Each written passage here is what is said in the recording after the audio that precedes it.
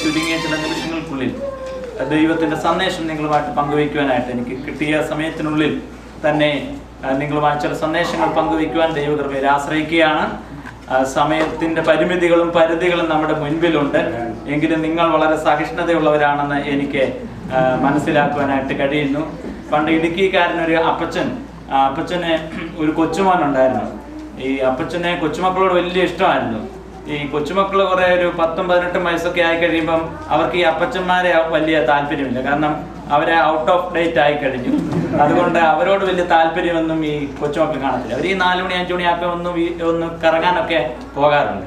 എന്നാൽ അപ്പച്ചന് വലിയൊരു നിർബന്ധമുണ്ട്. നേരം സന്ധ്യയാകുമ്പോൾ വീട്ടിൽ വരണം, പ്രാർത്ഥനയ്ക്ക് ഇരിക്കണം. അത് അപ്പച്ചൻ്റെ നിർബന്ധമാണ്.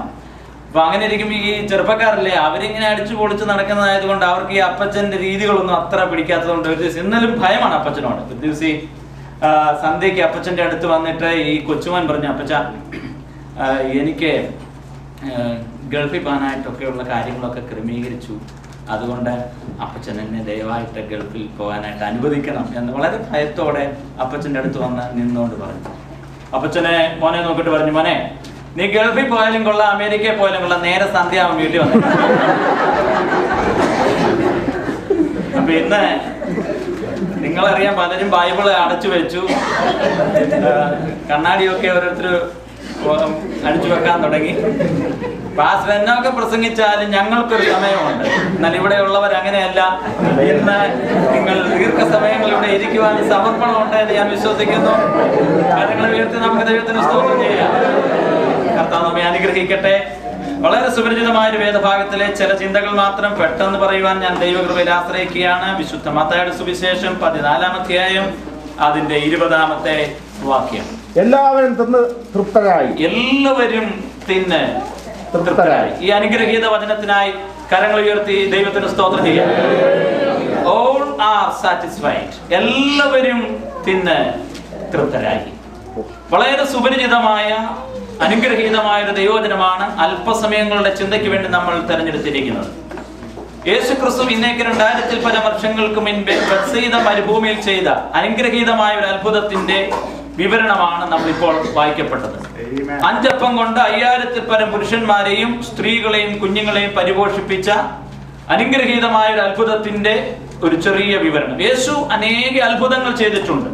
യേശു ചെയ്ത 1-ാമത്തെ അത്ഭുതമായിരുന്നു കാനാവിലെ കല്യാണത്തിന് പച്ചവെള്ളത്തെ വീഞ്ഞാക്കിയത്. അത് വിശുദ്ധ യോഹന്നാൻ മാത്രമേ പരാമർശിച്ചിട്ടുള്ളൂ. എന്നാൽ യേശു ചെയ്ത ഈ പ്രത്യേക അത്ഭുതം എല്ലാ സുവിശേഷകരും ഒരുപോലെ പങ്കുവെച്ചിട്ടുള്ള ഒരു അനുഗ്രഹീത അത്ഭുതമാണ്. മത്തായിയുടെ സുവിശേഷം 14-ാമത്തെ അധ്യായത്തിലും മർക്കോസിന്റെ സുവിശേഷം 6-ാം അധ്യായത്തിലും ലൂക്കോസ് ലേഖയുടെ സുവിശേഷം 9-ാം അധ്യായത്തിലും യോഹന്നാന്റെ സുവിശേഷം 6-ാമത്തെ അധ്യായത്തിലും എല്ലാ സുവിശേഷകരും ഒരുപോലെ പറഞ്ഞിട്ടുള്ള ഒരു അനുഗ്രഹീതമായ അത്ഭുതത്തിന്റെ കാര്യമാണ് ഇന്നത്തെ പ്രഭാതത്തിൽ നമ്മൾ അല്പസമയത്തെ ധ്യാനത്തിന് വേണ്ടി തെരഞ്ഞെടുത്തിരിക്കുന്നത്. മത്തായിയുടെ സുവിശേഷം 14-ാമത്തെ അധ്യായത്തിന് 3 പാരഗ്രാഫുകളുണ്ട്. 1-ാമത്തെ പാരഗ്രാഫിൽ രേഖപ്പെടുത്തിയിരിക്കുന്നത് യേശു ക്രിസ്തുവിന് മുന്നോടിയായി കടന്നു വന്ന വിശുദ്ധ യോഹന്നാൻ സ്നാപകന്റെ ശിരച്ഛേദം. 2-ാമത്തെ പാരഗ്രാഫാണ് നമ്മൾ ഈ പ്രഭാതത്തിൽ വായിക്കുവാനായിട്ടിടയായത്. അവിടെ രേഖപ്പെടുത്തിയിരിക്കുന്നത് യേശു 5 അപ്പം കൊണ്ട് 5000 പേരെ പരിപോഷിപ്പിച്ച അത്ഭുതകരമായ സംഭവം. അപ്പം ഭക്ഷിച്ചതിന് ശേഷം ഗലീല തടാകത്തിൽ കൂടെ കടന്നു പോകുന്ന ശിഷ്യൻ ഗണങ്ങൾ പതറിക്കഴിഞ്ഞപ്പോൾ അവരെ ധൈര്യപ്പെടുത്തുന്ന മറ്റൊരു അത്ഭുതത്തിന്റെ വിവരണമാണ് 3-ാമത്തെ പാസേജ് അല്ലെങ്കിൽ പാരഗ്രാഫിൽ വിവരിച്ചിരിക്കുന്നത്. ഇന്ന് പ്രഭാതത്തിൽ നമ്മൾ 2-ാം ഖണ്ഡികയിലെ ചില കാര്യങ്ങൾ നിങ്ങളുമായി പങ്കുവയ്ക്കുവാൻ ഞാൻ ദൈവകൃപയിൽ ആശ്രയിക്കുകയാണ്. ഈ സംഭവം അരങ്ങേറുന്നത് ഇന്നേക്ക് 2000-ൽ പരം വർഷങ്ങൾക്ക് മുൻപേ ഗലീല തടാകത്തിന്റെ അക്കരെയുള്ള ബത്സയിദ മരുഭൂമിയിലാണ് ഈ സംഭവം നടക്കുന്നത്. ഈ സംഭവം നടക്കുമ്പോൾ പാലസ്തീനിൽ വളരെ പ്രശ്നം നിറഞ്ഞ ഒരു പ്രത്യേക നിമിഷങ്ങളായിരുന്നു. കാരണം യേശുക്രിസ്തുവിന് മുന്നോടിയായി വന്ന വിശുദ്ധ യോഹന്നാൻ സ്നാപകൻ അന്നത്തെ ഹെരോദ രാജാവിന്റെ അനീതിക്കെതിരായിട്ട് ശബ്ദമുയർത്തിയതിന്റെ പരിണിത ഫലമായിട്ട് യോഹന്നാനെ ശിരച്ഛേദം ചെയ്തു. അതിന്റെ പരിണിത ഫലമായി യോഹന്നാന്റെ ശിഷ്യന്മാർ വളരെയധികം ഭാരപ്പെട്ടു. അതുമാത്രമല്ല, യേശുക്രിസ്തുവിന്റെ ശിഷ്യന്മാരും ആ സംഭവത്തോടുള്ള ബന്ധത്തിൽ വളരെ ദുഃഖിതരായി. ഈ പ്രിയപ്പെട്ടവരെ അല്പസമയങ്ങൾ ആശ്വസിപ്പിക്കുവാൻ വേണ്ടിയും അവരെ ധൈര്യപ്പെടുത്തുവാൻ വേണ്ടിയും മാത്രമല്ല, ചില ദിവസങ്ങൾ കഴിയുമ്പോൾ യേശു ക്രിസ്തുവും ക്രൂശിക്കപ്പെടേണ്ടതായിട്ടുണ്ട്. അതുകൊണ്ട് ദൈവം അവരെ ഏൽപ്പിച്ചിരിക്കുന്ന പ്രത്യേക ദൗത്യത്തിൽ ഇവരാരും പരാജയപ്പെട്ടു പോകാതിരിക്കാൻ അവർക്കൊരു റിട്രീറ്റിന് വേണ്ടിയാണ് ഈ ബത്സയിദ മരുഭൂമിയിലേക്ക് യേശു തന്റെ ശിഷ്യഗണങ്ങളുമായിട്ട് പോയത്. അതാണ് ഈ സംഭവത്തിന്റെ ചരിത്ര പശ്ചാത്തലം. ഈ പാസേജിൽ നമുക്ക് 4 ടൈപ്പ് ജനങ്ങളെ നമുക്ക് കാണാൻ സാധിക്കുന്നു. ഒന്ന്, കമ്പാഷനേറ്റ് ലോർഡ്. രണ്ടാമതായിട്ട് നമുക്ക് അവിടെ കാണാൻ സാധിക്കുന്നത് നീഡി മൾട്ടിറ്റ്യൂഡ്. മൂന്നാമതായിട്ട് നമുക്ക് അവിടെ കാണാൻ സാധിക്കുന്നത് ഡിസ്റ്റർബ് ഡിസൈപ്പിൾ, ഇറിറ്റേറ്റഡ് ഡിസൈപ്പിൾസ്. അതുപോലെ തന്നെ നാലാമതായിട്ട് നമുക്ക് അവിടെ കാണാൻ സാധിക്കുന്നത് ഒരു ബാലൻ. 4 പ്രിയപ്പെട്ടവരെ ഈ വേദഭാഗത്തിൽ അല്ലെങ്കിൽ ഈ പാസേജിൽ നമുക്ക് കാണാൻ സാധിക്കുന്നുണ്ട്. ശ്രദ്ധിക്കുക, ജനങ്ങൾ യേശുക്രിസ്തുവിനെ തേടി ഈ ബത്സയിദ മരുഭൂമിയിലേക്ക് കടന്നു വരികയാണ്. വേദഭാഗത്തിൽ 13ാമത്തെ വാക്യത്തിൽ ഇങ്ങനെയാണ് എഴുതിയിരിക്കുന്നത്: അത് കേട്ടിട്ട് യേശു അവിടം വിട്ട് നിർജ്ജനമായ ഒരു സ്ഥലത്തേക്ക് വേറിട്ട് വാങ്ങിപ്പോയി. എന്നാൽ യേശുക്രിസ്തുവിനെ തേടി ജനങ്ങൾ കാൽനടയായി പട്ടണങ്ങളിൽ നിന്ന് ഈ മരുഭൂമിയിലേക്ക് വരികയുണ്ടായി. ശ്രദ്ധിക്കുക, അവിടെ വന്ന ജനങ്ങളിൽ പലരും ജീവിതത്തിൽ വളരെയധികം ഭാരം അനുഭവിക്കുന്നവരും നിരാശയിൽ കൂടെ കടന്നു പോകുന്ന പ്രിയപ്പെട്ടവരായിരുന്നു. പ്രത്യേകിച്ച് പാലസ്തീൻ കമ്മ്യൂണിറ്റിയുടെ പശ്ചാത്തലം എന്ന് പറയപ്പെടുന്നത് റോമൻ സാമ്രാജ്യത്തിന്റെ അടിമത്വം അനുഭവിക്കുന്ന ജനങ്ങളായിരുന്നു. രാഷ്ട്രീയപരമായി അവർ ദുഃഖിതരായിരുന്നു. അതുപോലെ തന്നെ മത നേതൃത്വത്തിന്റെ അന്നത്തെ ആചാരങ്ങൾ ജനങ്ങളെ ദൈവവുമായിട്ട് ബന്ധിപ്പിക്കുവാൻ കഴിയാതെ മതത്തിന്റെ വേദനകൾ അനുഭവിക്കുന്ന ഒരു സമൂഹമായിരുന്നു. അന്നുണ്ടായിരുന്ന പാലസ്തീൻ കമ്മ്യൂണിറ്റിയിൽ ഭൂരിപക്ഷവും അഗ്രികൾച്ചറലിസ്റ്റും അതുപോലെ തന്നെ ബിൽഡിംഗ് കൺസ്ട്രക്ടേഴ്സും ആയിരുന്നുകൊണ്ട് ശാരീരികമായി വളരെയധികം ക്ഷീണം അനുഭവിക്കുന്നവരായിരുന്നു. ശാരീരികപരമായും രാഷ്ട്രീയപരമായും മതപരമായും ജീവിതത്തിൽ തളർന്ന, ജീവിതത്തിൽ ഭാരം അനുഭവിക്കുന്ന ഒരു കൂട്ടം ജനങ്ങളെ കണ്ടപ്പോൾ വിശുദ്ധ ബൈബിളിൽ ഇപ്രകാരം എഴുതിയിരിക്കുന്നു: പുരുഷാരത്തെ കണ്ടിട്ട് കർത്താവായ യേശു ക്രിസ്തു മനസ്സലിഞ്ഞു. ഇന്ന് പ്രഭാതത്തിൽ ദൈവസന്നിധിയിൽ കടന്നു വന്നിരിക്കുന്ന പ്രിയപ്പെട്ടവർ, യേശു മനസ്സലിയുന്ന നല്ല ദൈവമാണ്. ഹൃദയം നുറുങ്ങിയവർക്ക് ദൈവം സമീപസ്ഥനാണ്. തകർന്നും നുറുങ്ങിയും ഇരിക്കുന്ന ഹൃദയങ്ങളെ ദൈവം ഒരിക്കലും നിരസിക്കുകയില്ല. ജീവിതത്തിന്റെ ഏത് മേഖലകളിലും കരുണയുടെ കരവുമായി നമ്മുടെ അടുത്തേക്ക് വരുന്നവനാണ് നമ്മുടെ നല്ല നാഥൻ. ലോകം ഒരു ആഗോള ഗ്രാമമായി മാറ്റപ്പെട്ടുകൊണ്ടിരിക്കുകയാണ്. കമ്പ്യൂട്ടറിന്റെ മൗസ് ചലിപ്പിച്ചാൽ എന്തും നമുക്ക് ലഭ്യമായി വരുന്ന ഒരു പ്രത്യേക കാലഘട്ടത്തിലാണ് നാം ഓരോരുത്തരും ജീവിക്കുന്നത്.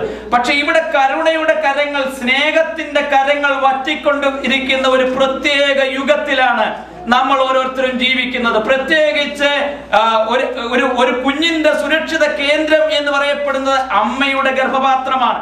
അമ്മയുടെ ഗർഭപാത്രത്തിൽ വെച്ച് തന്നെ ഉടലുകളും ശരീരവും ഒക്കെ മുറിച്ചു മാറ്റപ്പെടുന്ന ഒരു പ്രത്യേക യുഗത്തിലാണ് നമ്മൾ ജീവിക്കുന്നത്. കാരണം മാതാപിതാക്കൾക്ക് പോലും സ്നേഹം വറ്റിക്കൊണ്ടിരിക്കുന്ന ഒരു പ്രത്യേക കാലഘട്ടം. പ്രത്യേകിച്ച് വേഗത കൂടിയ ഈ കാലഘട്ടത്തിൽ ഭാര്യാഭർത്താക്കന്മാരുടെ ബന്ധം പോലും അമിതമായി സ്വകാര്യവൽക്കരിക്കപ്പെട്ടിരിക്കുകയാണ്. എന്തിന്? കോട്ടയം ഡിസ്ട്രിക്റ്റിൽ, കേരളത്തിലാണെങ്കിൽ ഇപ്പോൾ 159 ഓൾഡ് ഏജ് ഹോമുകളുണ്ട്. നമ്മുടെ സാമൂഹികവും മത നേതാക്കന്മാരും പറയും ഡെവലപ്മെന്റിന്റെ ഭാഗങ്ങളാണെന്നൊക്കെ നമ്മുടെ പ്രിയപ്പെട്ടവർ പറയാറുണ്ട്. അതൊന്നും ഡെവലപ്മെന്റിന്റെ ഭാഗങ്ങളല്ല.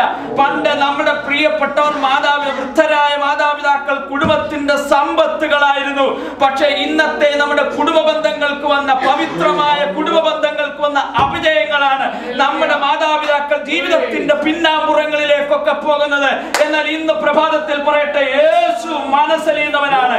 എല്ലാവരും കൈവിട്ടാലും, എല്ലാവരും നമ്മെ അകന്നു പോയാലും യേശു ഒരിക്കലും നമ്മെ കൈവിടുകയില്ല. ഇവിടെ ഈ വേദഭാഗത്തിൽ നമുക്ക് കാണുവാൻ സാധിക്കുന്നു, ഈ മരുഭൂമിയിൽ നിർജ്ജനമായ സ്ഥലത്ത് ഇവർ വളരെ ഭാരത്തിലാണ്. ഏകദേശം 5000 പുരുഷന്മാർ തന്നെയുണ്ട്. എല്ലായിടത്തും യോഗങ്ങൾക്കാണെങ്കിലും പ്രാർത്ഥനയ്ക്കാണെങ്കിലും കൂടുതലല്ല സ്ത്രീകളാണ്.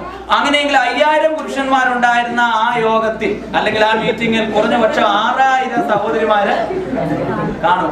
അവിടെ നമ്മൾ താഴോട്ട് വായിക്കുമ്പോൾ കാണുന്നുണ്ട് അവിടെ ബാലൻ ഉണ്ടായിരുന്നു. അതിനൊന്നും നിങ്ങൾക്ക് തർക്കമില്ലെന്ന് എനിക്ക് നന്നായിട്ട് അറിയാം. അങ്ങനെയെങ്കിൽ കുറഞ്ഞപക്ഷം 12,000-ഓളം വരുന്ന ഒരു സമൂഹം അവിടെ യേശുവിന്റെ പ്രഭാഷണം കേൾക്കുവാനായിട്ട് ഉണ്ട്.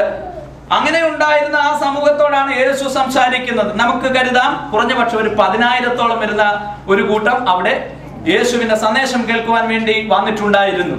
ശിഷ്യന്മാർ വന്ന് അവർ ഡിസ്റ്റർബ്ഡ് ആയിരുന്നു. ശിഷ്യന്മാര് മിക്കവാറും പാസ്റ്റർമാർ ഞങ്ങൾ മിക്കവാറും അങ്ങ് ഡിസ്റ്റർബ്ഡ് ആണ് പലതിനും.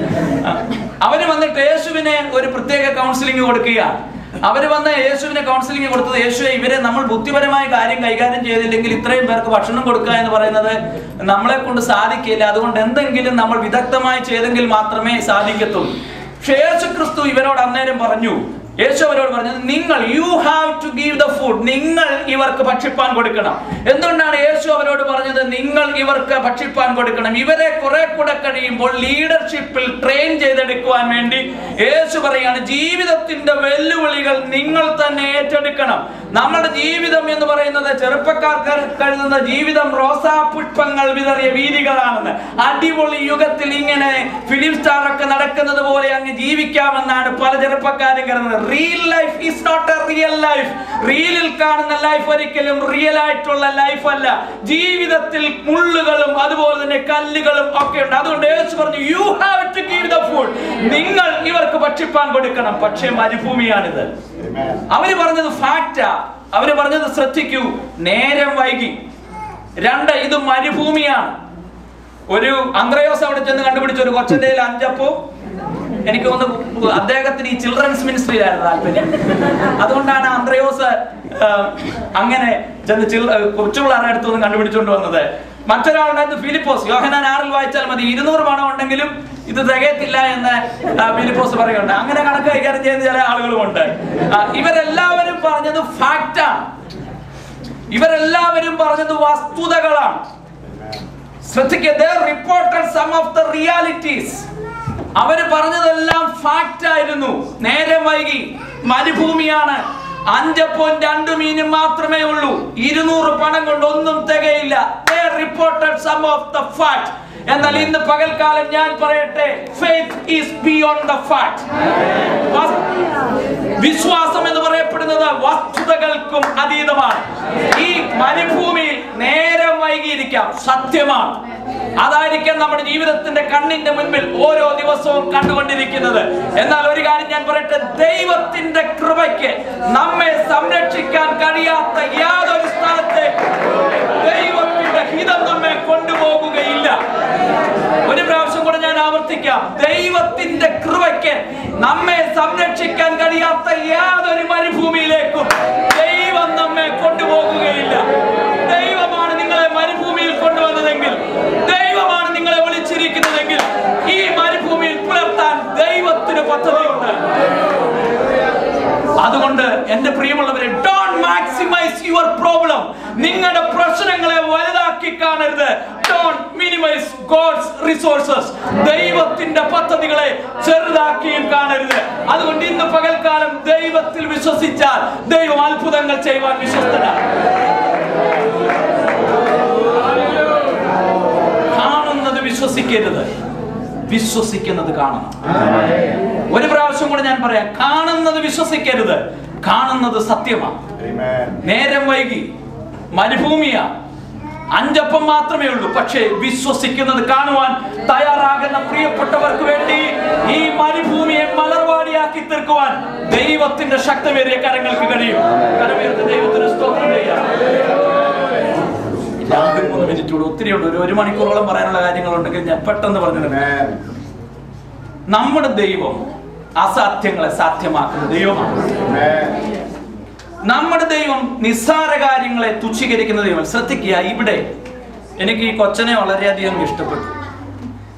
കാരണം ഇവൻ ഈ യോഗത്തിന് വന്നിട്ടുണ്ടായിരുന്നു. അത് വളരെ പ്രത്യേകതയുണ്ട്.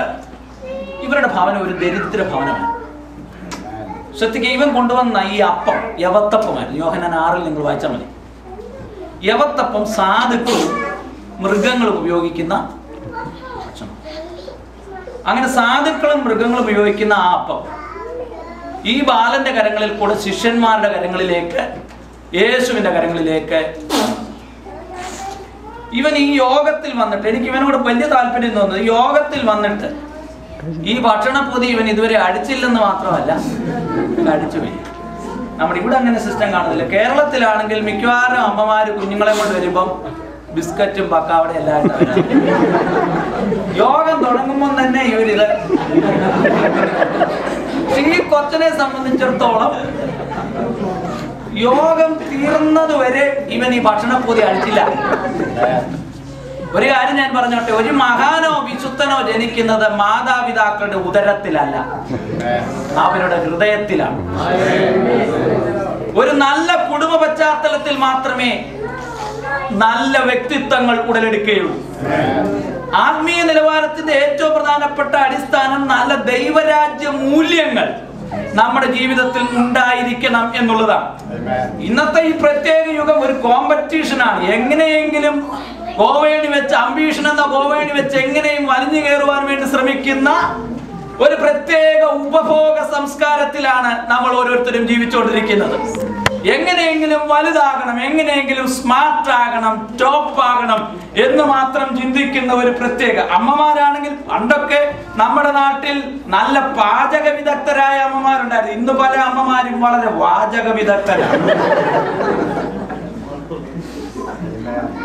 അപ്പൻ പിടിച്ചു കൊച്ചിനെ പിടിച്ചു ഒരു കയ്യെ പിടിച്ചു വലിക്കും എഞ്ചിനീയർ ആക്കാൻ വേണ്ടി, അമ്മ പിടിച്ചൊരു കയ്യെ പിടിച്ചു വലിക്കും കൊച്ചിനെ പിടിച്ചു ഡോക്ടർ ആക്കാൻ വേണ്ടി. അവസാനം ഇവനൊരു മനുഷ്യൻ പോലും ആകട്ടെ. നിങ്ങളുടെ കയ്യിലുള്ളത് ചെറുതാണെങ്കിലും നിസാരമാണെങ്കിലും ഈ ഭവനം പ്രാർത്ഥിക്കുന്ന ഒരു ഭവനമായിരുന്നു. ഇവിടെ അത്ഭുതം നടന്നതിന്റെ പ്രധാനപ്പെട്ട സംഗതി പങ്കുവയ്ക്കുവാൻ ആ കൊച്ചൻ തയ്യാറായി. അവനൊരു നല്ല മൂല്യം അവന്റെ ഭവനത്തിൽ നിന്ന് പഠിച്ചിരുന്നു, പങ്കുവയ്ക്കണം എന്നുള്ള മൂല്യം. അത് അവന്റെ ഭവനത്തിൽ നിന്ന് മാതാപിതാക്കൾ പറഞ്ഞു കൊടുത്തു. ഇന്നെങ്ങനെയെങ്കിലും കോമ്പറ്റീഷനാണ്, മണി ഓറിയന്റഡ് ഒരു സിസ്റ്റമാണ് നമ്മുടെ എഡ്യൂക്കേഷൻ തന്നെ. എങ്ങനെയെങ്കിലും പണമുണ്ടാക്കുക എന്നുള്ള ഒരു ചിന്താഗതി മാത്രമേ ഉള്ളൂ. ഞാൻ പഠിച്ചുകൊണ്ടിരുന്ന സമയത്ത് കണ്ടു ഒരു സ്കൂളിൽ ഒരു നർമ്മ രീതിയിൽ ഇട്ടേക്കുന്നത്.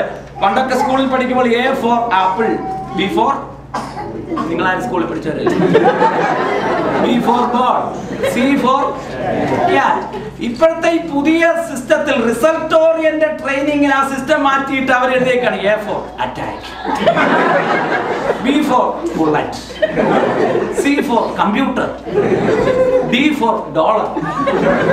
അപ്പൊ അങ്ങനെയുള്ള ഒരു റിസൾട്ട് ഓറിയന്റഡ് ട്രെയിനിങ്ങിലേക്ക് മാറിയിരിക്കുകയാണ്. എന്നാൽ ഈ ഭവനം ദൈവ കാര്യങ്ങൾക്ക്, ദൈവരാജ്യത്തിന്റെ മൂല്യങ്ങൾക്ക് പ്രഥമ സ്ഥാനം നൽകുന്ന ഒരു അനുഗ്രഹീതമായ ഭവനമായിരുന്നു. അവർ പങ്കുവെക്കുവാൻ പഠിച്ച ഒരു കുടുംബമായിരുന്നു. അവരുടെ കയ്യിലുണ്ടായിരുന്ന നിസ്സാരമായിരുന്നുവെങ്കിലും അത് ദൈവകരങ്ങളിൽ ഏൽപ്പിച്ചു. ഇന്ന് പകൽക്കാലം പ്രിയമുള്ളവരെ, നിങ്ങളുടെ കയ്യിലുള്ളത് നിസ്സാരമാണെങ്കിലും ആത്മാർത്ഥമായി ദൈവകരങ്ങളിൽ ഏൽപ്പിച്ചാൽ, ശ്രദ്ധിക്കുക, നിങ്ങളുടെ നിസ്സാര കാര്യങ്ങൾ ആത്മാർത്ഥമായി ദൈവകരങ്ങളിൽ ഏൽപ്പിച്ചാൽ അതിനെ അനുഗ്രഹിപ്പാൻ ദൈവം ശക്തനും വിശ്വസ്തനുമായിട്ടുള്ള കാര്യം ഇന്ന് പകൽക്കാലം മറന്നു പോകരുത്. ചെറുതായിരിക്കാം, നിസാരമായിരിക്കാം, ബലഹീനമായിരിക്കാം, ദൈവകരങ്ങളിൽ ഏൽപ്പിക്കൂ. അതിനെ അനേകർക്ക് അനുഗ്രഹമാക്കുവാൻ ദൈവത്തിന് കഴിയും. യേശു ആ അപ്പം കരങ്ങളിൽ എടുത്തു. അപ്പം കരങ്ങളിൽ എടുത്തതിനു ശേഷം യേശു അത് മുറിച്ചു വിതരണം ചെയ്യുകയുണ്ടായി. ശ്രദ്ധിക്കൂ, അനേക പ്രോസസ്സുകളിൽ കൂടെ കടന്നുപോയ ആ ഭക്ഷണം യേശുവിന്റെ കരങ്ങളിൽ വരികയാണ്. യേശുവിന്റെ കരങ്ങളിൽ വന്നതിനെ എല്ലാം യേശു മുറിച്ചിട്ടുണ്ട്. കാരണം മുറിക്കുന്നതെല്ലാം വിതരണം ചെയ്യാൻ വേണ്ടിയാ. ഇന്ന് പകൽക്കാലം ജീവിതത്തിൽ കഷ്ടങ്ങളും രോഗങ്ങളും ഭാരങ്ങളും വേദനകളും ഒക്കെ നിങ്ങളെ മുറിക്കുന്നുവെങ്കിൽ അനേക പ്രിയപ്പെട്ടവരുടെ അനുഗ്രഹത്തിന് വേണ്ടി വിതരണം ചെയ്യാനുള്ള ദൈവത്തിന്റെ പ്രത്യേക പദ്ധതിയാണെന്നുള്ള കാര്യം ഇന്ന് പകൽക്കാലം മനസ്സിലാക്കുന്നുവെങ്കിൽ ദൈവം മുറിച്ചതിനെയെല്ലാം ദൈവം വിതരണം ചെയ്തിട്ടുണ്ട്.